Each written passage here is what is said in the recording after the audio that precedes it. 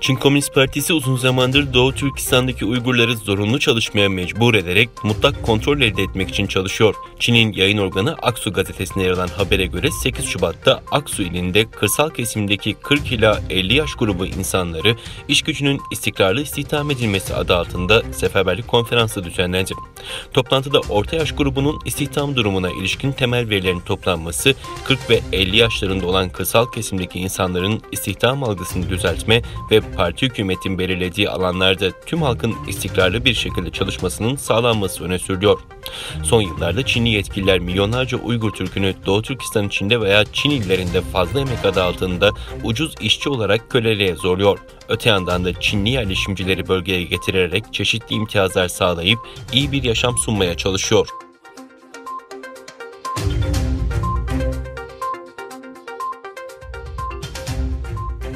Kayseri'de Çin'in Doğu Türkistan'daki toplama kampları ve soykırımına karşı eylem düzenleyen Uygurlar polis müdahalesiyle karşılaştı. Eyleme katılan küçük bir kız çocuğunun çığlıkları ise kan dondurdu.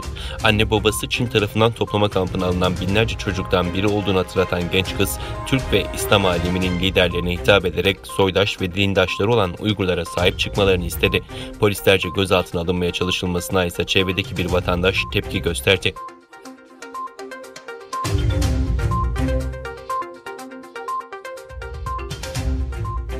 Çin yeni tip koronavirüsün kökenini araştıran Dünya Sağlık Örgütü heyetinden salgının başlangıcındaki vakalara ilişkin ham bilgilerin gizlendiğine yönelik ABD'nin eleştirilerine tepki gösterdi. Beyaz Saray Ulusal Güvenlik Danışmanı dün yaptığı açıklamada ABD'nin COVID-19'un kökeninin araştırılması sürecine ilişkin derin endişeler taşıdığını belirterek bu raporun bağımsız olması ve uzman bulgularının Çin hükümetinin müdahalesi veya değişikliğine uğramaması zorunludur değerlendirmesinde bulunmuştu.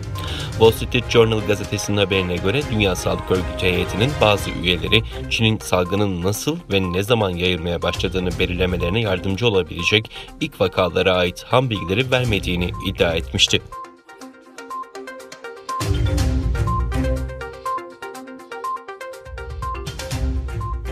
Stanford Üniversitesi kısa sürede popüler hale gelen sesli paylaşım uygulaması Clubhouse ses kayıt verilerinin Çin'e aktarıldığını ortaya çıkardı. 2020 yılının Nisan ayında kurulan ve 2021 yılının Ocak ayında 1 milyar dolarlık bir değere ulaşarak milyonlarca kullanıcı kazanan uygulama hakkında Stanford Üniversitesi bünyesindeki bir araştırma grubu rapor hazırlamıştı. Raporda uygulamada gerçekleşen bütün konuşma ve ses kayıtlarının Çin'de bulunan serverlerde saklandığı ve bütün verilerin Çin'e gönderildiği kaydedildi. Özellikle geçen haftalarda Çin'den çok büyük bir katılımcı platforma dahil olmuş ve başta Uygur Türkleri ve Hong Kong'daki yasaların değişmesi konusunda muhaliflerin bir araya geldiği bir alan haline gelmişti.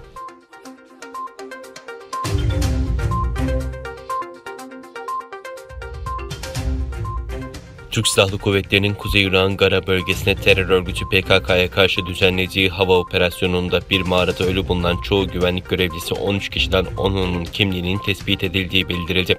Düzenlediği basın toplantısıyla hayatını kaybeden kişinin kimliklerine ilişkin bilgileri kamuoyuyla paylaşan Malatya Valisi Aydın Baruş, 3 kişinin kimliğinin belirlenmesi için çalışmaların sürdüğünü söyledi. Otopsi sonuçlarına ilişkin bilgi veren Malatya Valisi Aydın Baruş, Malatya Adli Tıp Kurumu'nda Cumhuriyet Savcısı ve adli tıp uzmanları tarafından yapılan otopsilerin sonuçlarına göre evlatlarımızın yakın mesafeden ateş edilmek suretiyle 12'sinin baş bölgesinde, birisinin ise göğüs bölgesinde mermi giriş çıkışı olduğu tespit edilmiştir diye konuştu.